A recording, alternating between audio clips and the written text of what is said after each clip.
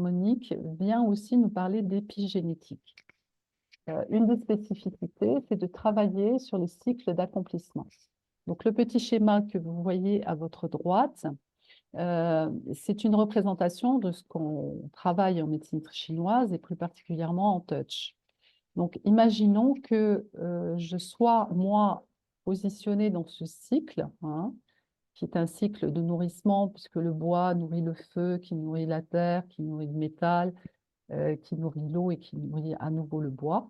Et quand je suis positionnée, moi, sur un des éléments et qu'il y a une émotion ou un schéma ou un programme qui est non digéré, donc une information, je vais pouvoir remonter sur les ancêtres jusqu'à la 6e génération.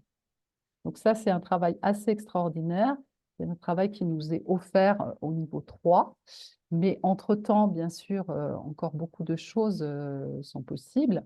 Donc, imaginons que je sois bloquée dans une émotion qui appartient au bois. Donc, le bois, si vous ne le savez pas, c'est souvent lié à la colère, ça peut être l'irritabilité, l'impatience. Donc, imaginons que j'ai une émotion non exprimée ou non digérée qui a un lien avec la couleur. Donc, vous voyez bien cette couleur verte dans le bois. Eh bien, chaque élément étant nourri par le précédent, je vais pouvoir remonter sur la première génération qui est dans l'eau, qui est représentée par la couleur bleue. Et je vais pouvoir trouver à cette génération, qui est la génération de mon père ou de ma mère, ça vous apprendrait à le positionner, soit sur le père, sur la mère, à cette génération de mes parents, pour savoir ce qui a pu poser problème. Et là, à nouveau, on pourra trouver des émotions, des schémas, des programmes, des barrières sur les niveaux avancés. Et on ira ensuite interroger le métal, qui est l'élément qui est en gris, et qui remontera aux grands-parents. Et ainsi de suite jusqu'à l'arrière-grand-parent, jusqu'à revenir à la 6e génération sur le bois.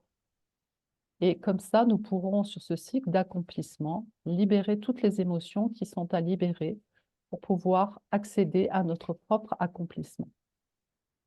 Voilà. Le cycle d'accomplissement nous dit, nous ne sommes pas là pour payer les dettes de nos ancêtres, mais bien au contraire, pour accomplir ce qui ne l'a pas été.